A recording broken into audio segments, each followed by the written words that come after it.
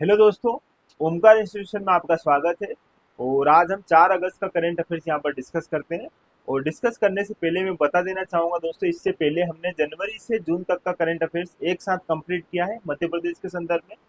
जुलाई वाला भी वीडियो डला हुआ है और अब अगस्त का हम यहाँ पर कंटिन्यू कर रहे हैं। ठीक है दोस्तों, क्लास शुरू हो उससे पहले थोड़ा सा मैं बता देना चाहूँगा, एमपीपीएससी द्वारा आयोजित एफएसओ की जो परीक्षा है उसके लिए हमारे संस्थान द्वारा टेस्ट सीरीज कंडक्ट करवाई जा रही है। और ये टेस्ट सीरीज जो है दोस्तों 6 अगस्त से प्रारंभ हो रही है, जिसमें प्रारंभिक 3 टेस्ट जो है आपको यहाँ पर फ्री में प्रोवाइड करवाए जाएंगे। आपको प्ले स्टोर से ओमकार इंस्टीट्यूट की ऐप जो है ये डाउनलोड करनी है, वहां पर आपको टेस्ट सारा मिल जाएगा। बहुत अच्छे और बेहतर रूप में हमने इस टेस्ट सीरीज को जो दोस्तों कंडक्ट करवाया है। इसमें हमने जो सिलेबस के मेन जो टू द पॉइंट बिंदु है, उन्हीं टू द पॉइंट बिंदुओं को ध्यान में रखकर बेहतर तरीके से सारे प्रश्नों का संकलन किया है विद डिस्क्रिप्टिव। दोस्तों इसमें आपको सॉल्यूशन व्याख्या सहित मिलेगा, जो सिलेबस की सारी बातों को वहां पर कंप्लीट करने का एक प्रयास है हमारा। ठीक है, चलो मीडियम दोस्तों हिंदी और इंग्लिश दोनों रहेगा, तो एक बार जरूर देखिएगा। ऑनलाइन फीस है इसकी 349 और ऑफलाइन फीस है 999। ठीक है, इसमें कुल आपको 52 टेस्ट मिल रहे हैं दोस्तों। अपने आप में बहुत ज्यादा टेस्ट है। मात्र ऑनलाइन यदि आप देखोगे तो 349 में आपको 52 टेस्ट, और ऑनलाइन में भी केवल 999 रुपए में 1000 रुपए में ही आपको 52 टेस्ट मिल रहे हैं, जिसमें 42 आपको यूनिट वाइज मिलेंगे, ताकि आपकी यूनिट वाइज जो है तैयारी बेहतर हो सके। इसके साथ साथ दोस्तों 10 जो है यहाँ पर आपको एफएलटी प्रोवाइड करवाए जाएंगे। ठीक है, चलो शुरू करते हैं दोस्तों आज की हमारी इस क्लास को। और आज की हमारी इस क्लास में सबसे पहले हम देखते हैं यहाँ पर पहला प्रश्न दोस्तों, 7 अगस्त 2025 को लाडली बहनों के खातों में कितनी अतिरिक्त राशि रक्षाबंधन के शगुन के रूप में प्रदान की जाएगी। बहुत चला है दोस्तों, डेट याद रखना 7 अगस्त। 7 अगस्त 2025 को जो है महिलाओं की जो महिलाओं के खाते में रक्षाबंधन के उपलक्ष्य में माननीय हमारे मुख्यमंत्री जी द्वारा 250 रुपए की अतिरिक्त राशि प्रदान की जा रही है। अभी वर्तमान में इसकी राशि कितनी दोस्तों 1250, लेकिन ये 250 रुपए और रक्षाबंधन के शगुन के रूप में प्रदान किया जा रहा है बहनों को। तो यह जो है 1500 रुपए जो है यहाँ पर इस बार इनको प्राप्त होगा। लेकिन इसके पीछे की कहानी समझना दोस्तों, जो लाडली बहना योजना है ना, इसके बारे में थोड़ा सा जानो। देखो, लाडली बहना योजना प्रारंभ तो आपको ध्यान होगा 2023 में इलेक्शन को ध्यान में रखकर इसे शुरू किया गया था। ठीक है, 28 जनवरी को 28 जनवरी 2023 को इसे प्रारंभ किया गया था। ये डेट आपको पता होगी, लेकिन इसके पीछे की कहानी थोड़ी सी देखना दोस्तों। आज मैं आपको वो बात समझाने का प्रयास करता हूँ। देखो, सबसे पहले तो महिलाओं को इस योजना के माध्यम से आर्थिक रूप से क्या बनाना है, सशक्त बनाना है। क्योंकि दोस्तों आर्थिक रूप से यदि महिला सशक्त होगी तो वो अपने परिवार का बेहतर तरीके से संचालन कर पाएगी। इसी बात को ध्यान में रखकर सरकार ने जो है इस योजना को प्रारंभ किया था। लेकिन कुछ डेटा भी इस बात को बताते हैं कि हाँ, इस प्रकार की योजनाएं संचालित करने की आवश्यकता थी। देखो, ऐसा इसलिए है, देखो सबसे पहले दोस्तों समझना श्रम भागीदारी। श्रम भागीदारी मतलब काम करने वाले लोग, है ना। अब काम करने वाले लोग जो है दो रूप में हम जानते हैं। एक देखो दोस्तों यहाँ पर शहरी क्षेत्र के, और एक यहाँ पर देखो दोस्तों ग्रामीण क्षेत्र में।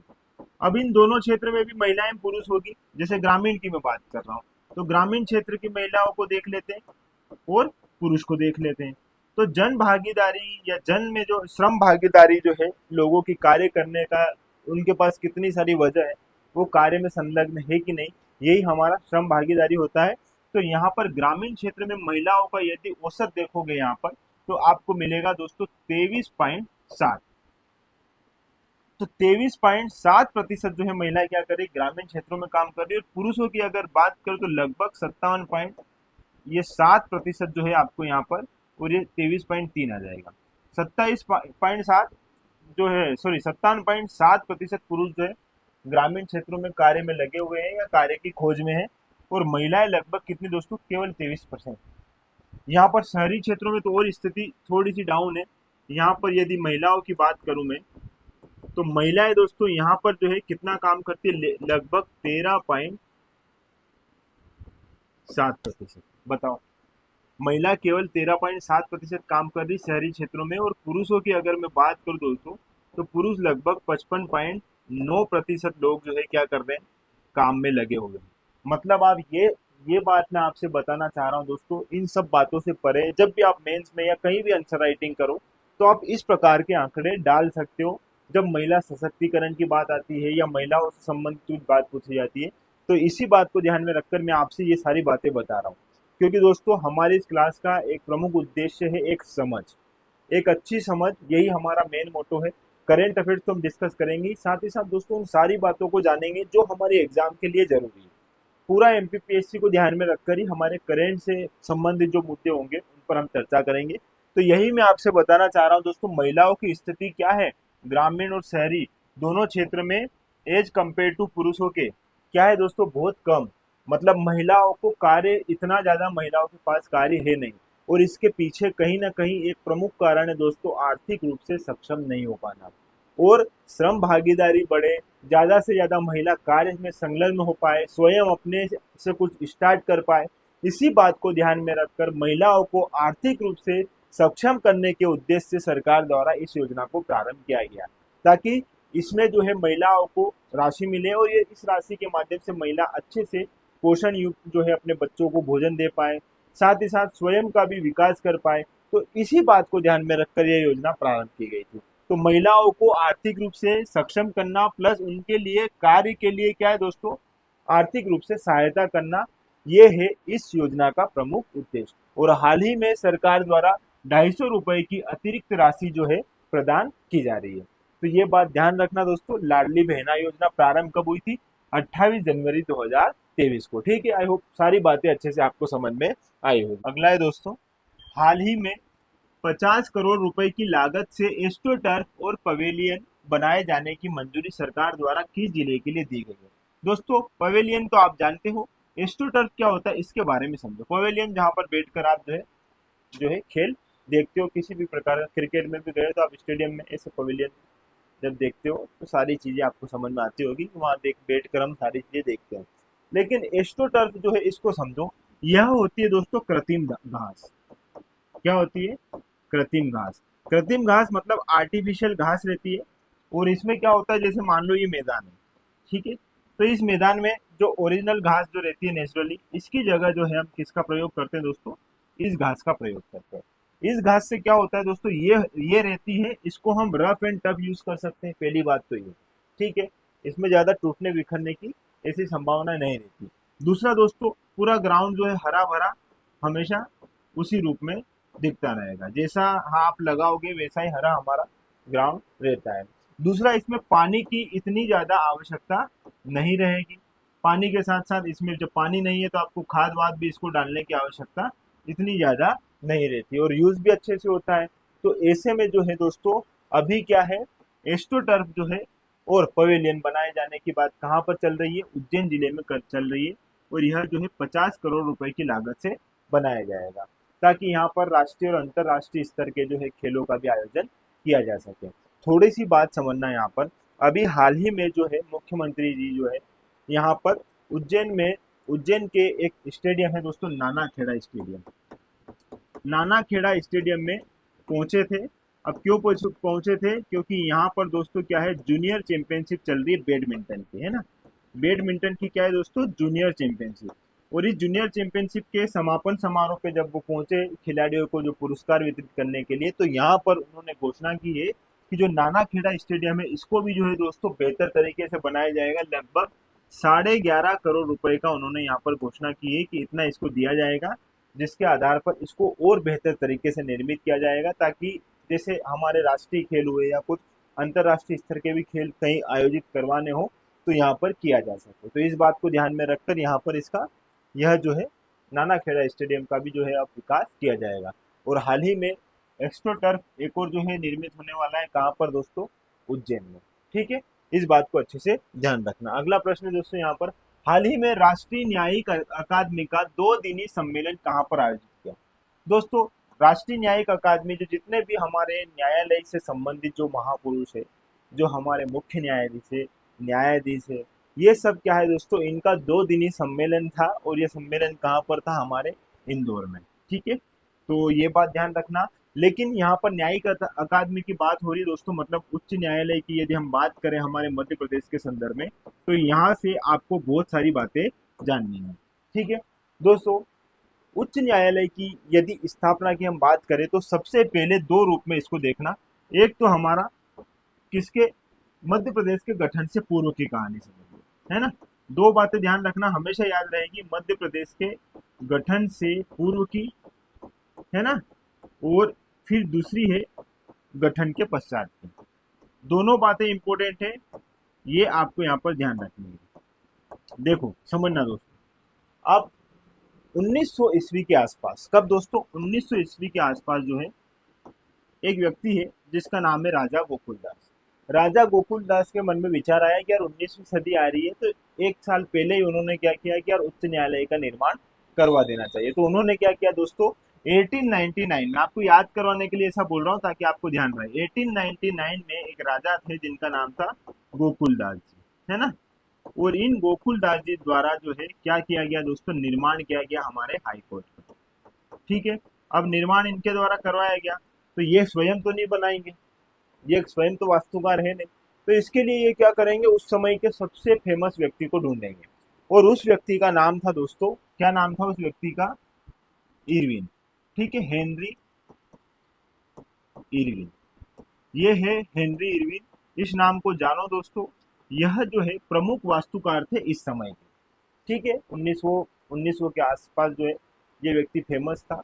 अब ये 1900 की बात कर रहा हूँ, नाम से भी समझ आ रहा है दोस्तों, ये ब्रिटिश व्यक्ति था, है ना, ब्रिटिश था ये, ब्रिटिश अधिकारी, और इसने वहां पर बहुत सारे ऐसे काम भी किए। अब इसने क्या किया दोस्तों, उस समय में एक ऐसी शैली को इसने निर्मित किया था जिसके लिए इसे जाना जाता था सारा सैनिक शैली। और सारा सैनिक शैली जो है वो इसमें क्या है दोस्तों, इसके लिए इसको जाना जाता था। ये शैली क्या होती थी, इसमें जो भारत के जो भी हमारी कला के एक शैली रहती है हमारी कला की, उस शैली को, और साथ में जो पश्चिमी देश की जो शैली है, इन दोनों शैलियों का क्या होता था दोस्तों, मिश्रण होता था। भारत की हमारी प्राचीन शैलियाँ हो गई, और पश्चिमी देशों की जो शैली है इसका क्या होता था, एक मिश्रण होता था। और इसके लिए जो है इन्हें जाना जाता था, किन्हें दोस्तों, हेनरी इरविन को। तो हेनरी इरविन से बोला गया कि आप जो है हमारा क्या करो, यहाँ पर ये जो है उच्च न्यायालय का निर्माण करो। तो इन्होंने जो है उस समय हमारे उच्च न्यायालय को जो है बनाया था। और ये क्या है दोस्तों, उस समय के वास्तुकार। कई बार पूछा जाता है कि हमारा जो हाई कोर्ट है इसका वास्तुकार कौन है, तो वास्तुकार दोस्तों कौन है, हेनरी इरविन। और निर्माणकर्ता कौन है, गोकुलदास जी। ठीक है, दोनों बात यहाँ पर ध्यान रखना। तो ये आजादी से पहले की बात है, अभी भी आजादी से पहले की बात चल रही दोस्तों, ध्यान रखना थोड़ा सा अब मेरी बात को। अब क्या होगा, मध्य प्रदेश के गठन से पूर्व इसको स्थापित कहाँ पर किया जाएगा, नागपुर में, है ना। ये बात आपको पता होगी।